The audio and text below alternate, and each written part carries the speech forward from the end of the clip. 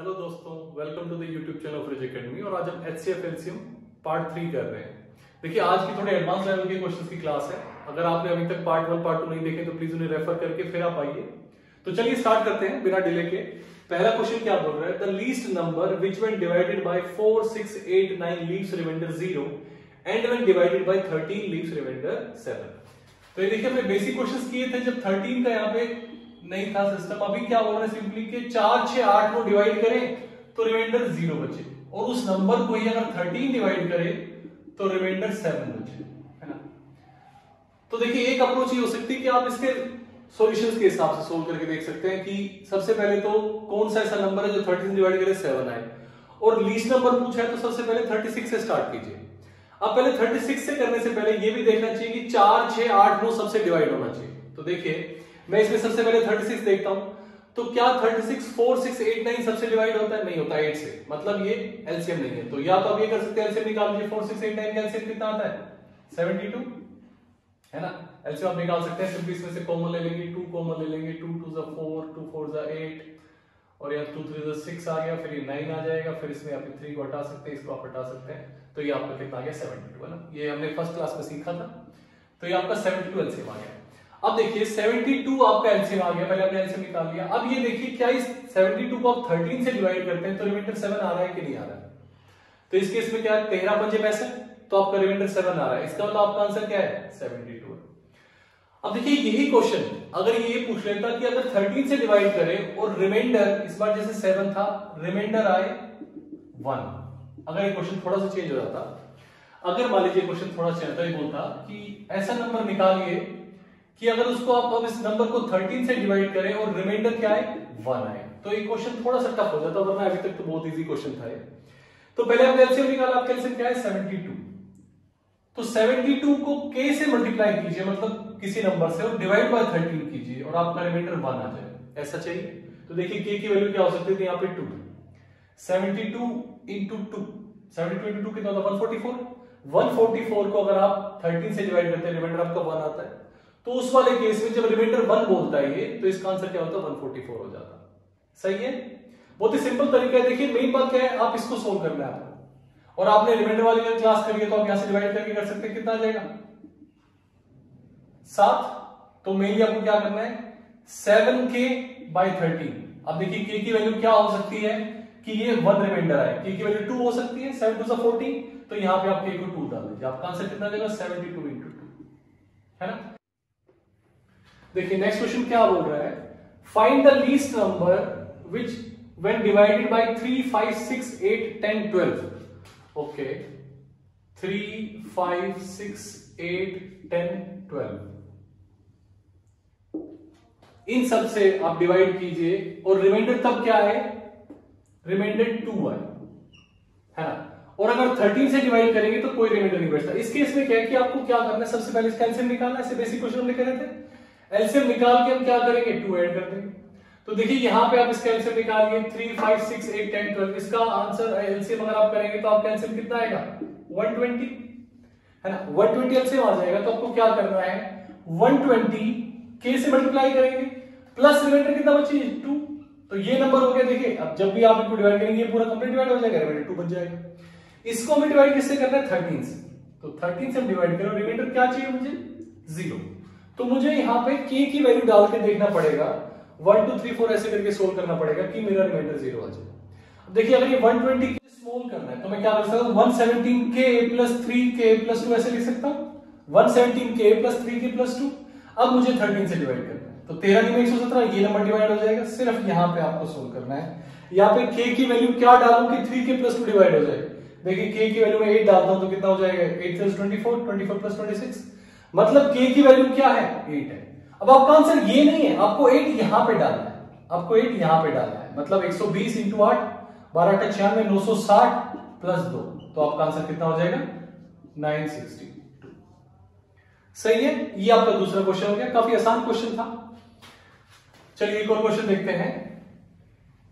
Question क्या बोल रहा है? Find the greatest number which when divided by this leaves remainder, leaves same remainder. Okay, देखिए question ये बोल रहा है कि आपके ये 3 नंबर है, 2966, 4087 और 2757, ये आपके 3 नंबर्स हैं। और क्वेश्चन ये बोल रहा है कि ऐसा नंबर निकालिए, find the greatest number which when divides this and this leaves same remainder. देखिए ये क्वेश्चन हमने लास्ट क्लास में किया था, उसके अंदर ये था कि लीव्स 0 रिमाइंडर, तो आपका सिंपली क्या आंसर हो जाता है, एचसीएफ इसका निकाल दीजिए। लेकिन जब ये बोलता है सेम रिमाइंडर है, तो आपको इनका एचसीएफ निकालने से आंसर नहीं होगा, आपको क्या करना पड़ेगा, इनका डिफरेंस निकालना पड़ेगा। इन तीनों का आपस में आप डिफरेंस करिए।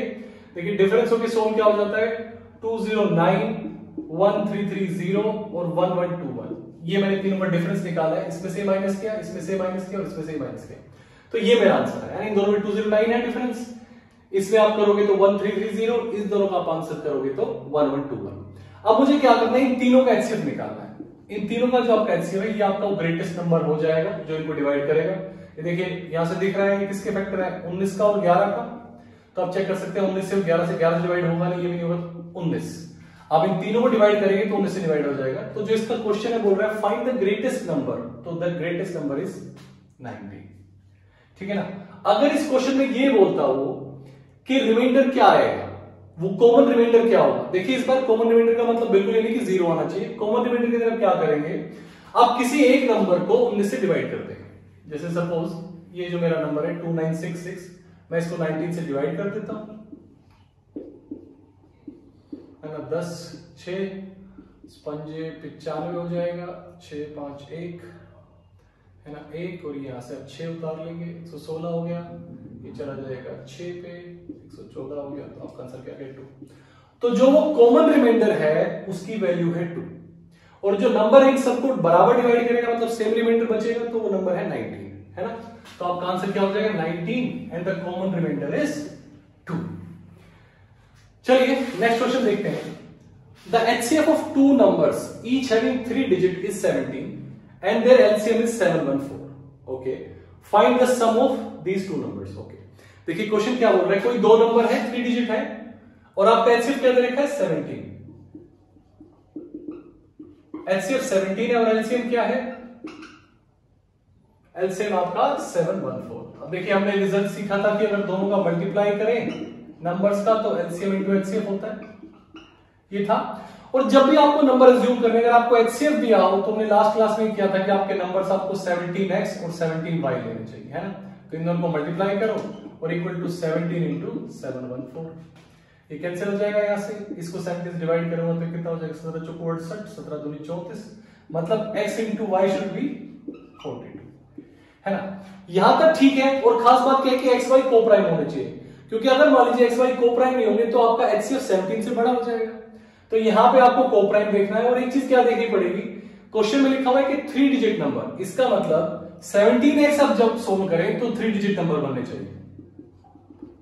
तो अगर मैं 17x को सोल्व करता हूं तो कम से कम 17 छक्के चाहिए, 17 6 कितना होता है 102, तो कम से कम 6 तो होना चाहिए। तो देखिए यहां पे आया 6 और 7, 6 7 42, को प्राइम भी है एक दूसरे के, तो आपका आंसर क्या हो गया 6 और 7, मतलब आप ये 17 छिके आपका एक नंबर और दूसरा 17 7 17 छिके 102 हो चुका है, 17 7 119 कर दीजिए, 9 2 11 1 1 2 और 1 1 2, आपका ऑप्शन क्या है 2 2 1, दैट इज योर आंसर। ठीक है ना, आपने दोनों नंबर निकाले उन दोनों को ऐड कर दिया, तो आपका आंसर क्या हो गया 2 2 1। चलिए नेक्स्ट क्वेश्चन करते हैं। देखिए नेक्स्ट क्वेश्चन क्या बोल रहा है, 3 bells ring at interval of 36 40 48। Okay, क्या बोल रहा है, इतने सेकंड पे 36 सेकंड पे, एक 40 सेकंड पे और एक 48 सेकंड पे रिंग करती है। ठीक है, 3 बेल है और ये शुरुआत में एक साथ रिंग करी, तो ये क्वेश्चन बोल रहा है कि अगली बार कब एक साथ रिंग करेगी। तो बहुत सिंपल है, या तो आप कैल्शियम, बस आपको एलसीएम निकालना है, that will be your answer. और अगर इसको आपको सोल्व करना है तो आप 60 से डिवाइड कर देंगे ताकि आपका मिनट्स में आंसर। आपको क्या करना है, एलसीएम निकालना है तो सिंपल सा हमारा बेसिक अगर तरीका आप ये भी यूज करना चाहें तो कोई नुकसान नहीं है आपको एलसीएम निकालने में, है ना। पहले 2 से करेंगे, आप 4 से कर दीजिए, 4 में 36, 4 में 40, है ना, 12 हो जाएगा। उसके बाद आप 3 से कर दो या 2 से फिर से कर दो, चलो 2 9, फिर आप 3 से कर दो, है? बस ये आ गया। आपको मल्टीप्लाई करने हैं, 5 दूनी 10, 10 तिया 30, ये 30 हो गया, 4 तिया 12, 12 दूनी 24, ये 24 हो गया, 24 तिया 72, आपका आंसर क्या आ गया 720। देखिए इसका मतलब इनका एलसीएम क्या है 720 एलसीएम है। 720 एलसीएम आ गया, मतलब 72 सेकंड्स, 720 सेकंड्स बाद ये फिर से जो है एक साथ रिंग करेगी।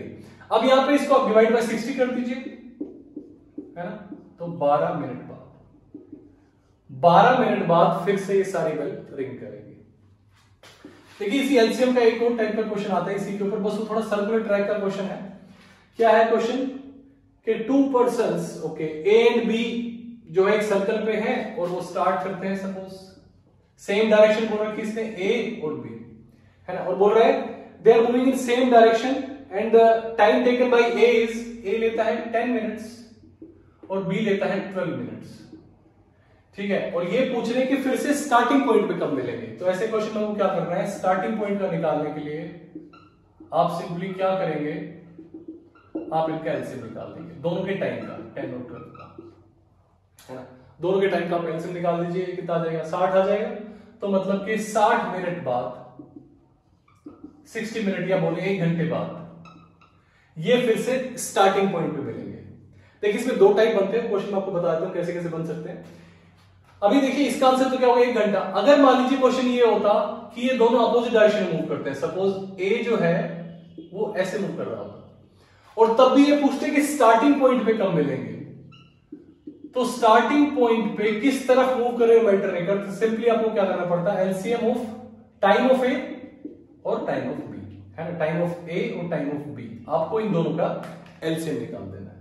अच्छा, अगर क्वेश्चन में सपोज ऐसा है कि स्पीड दे रखी है तो थोड़ा सा डिफरेंट हो जाता है क्वेश्चन। जैसे समझिए, मान लीजिए बोल रहा है एक सर्कल है, ए की स्पीड है इसके अंदर x, बी की स्पीड है इसके अंदर y, मतलब मैं यहाँ पे किलोमीटर पर आवर लिख देता हूं ताकि थोड़ा सा क्लैरिटी हो कि स्पीड ही है ये, है ना। ए की speed x kilometre per hour, B की स्पीड है y किलोमीटर पर आवर। तो इस केस में मान लीजिए रेडियस इसका है r। अब ये पूछता है कि ये फर्स्ट टाइम कब मिलेंगे। फर्स्ट टाइम मतलब यहां यहां कहीं भी मीट कर सकते हैं। तो इसका सिंपल आंसर क्या होता है, सरकमफ्रेंस बाय रिलेटिव स्पीड, मतलब यहां पे क्या हो जाएगा 2 पाई r, और अगर जो भी में से बड़ा है x या y। देखिए रिलेटिव स्पीड कैसे निकलती है, अगर दोनों सेम डायरेक्शन में है तो स्पीड माइनस हो जाएगी, अगर दोनों अपोजिट डायरेक्शन में है तो प्लस हो जाएगी। तो मतलब डिपेंडिंग ऑन द कंडीशन आपकी x प्लस y या x माइनस y स्पीड होगी। अगर अपोजिट डायरेक्शन में जा रहे हैं तो रिलेटिव स्पीड ऐड होगी, सर्कल के केस में x प्लस y हो जाएगा, और अगर सेम डायरेक्शन चले तो x माइनस y हो जाएगा। तो आपका आंसर क्या आएगा, 2 pi r x plus y या x minus y according to the condition. अच्छा, इसी क्वेश्चन में सपोज ये चीज दी हुई है मुझसे और ये बोलता है कि आप ये बताइए स्टार्टिंग पॉइंट पे कब मिलेंगे। अगर इसी क्वेश्चन पूछता है स्टार्टिंग पॉइंट पे, अभी ये कहीं मिल सकते हैं लेकिन इसी पॉइंट से स्टार्ट किया और यहीं पे वापस मिलना है, तो आप क्या करेंगे, दोनों की अलग अलग आप टाइम निकालेंगे। इसका टाइम क्या होगा, सरकमफ्रेंस बाय स्पीड, और इसका क्या होगा, सरकमफ्रेंस बाय स्पीड, और फिर आप इन दोनों का एलसीएम निकाल देंगे। ठीक है, इन दोनों का आप एलसीएम निकाल देंगे। एलसीएम निकालने का क्या तरीका होता है, ऊपर वाले का एलसीएम, नीचे वाले का एचसीएफ फ्रैक्शंस में। तो आपका आंसर क्या हो जाएगा, 2 पाई r और x और y का एचसीएफ। तो ये आपका आंसर आ जाएगा स्टार्टिंग पॉइंट पे फिर से मिलने का। ठीक है, ये फर्स्ट टाइम मिलने का था, सिंपल था इसके अंदर, और ऐसे आप स्टार्टिंग पॉइंट कर सकते हैं। चलिए आज के लिए इतना ही रखते हैं। अगर अभी तक आपने सब्सक्राइब नहीं किया है चैनल तो please do so. Thank you, have a nice day.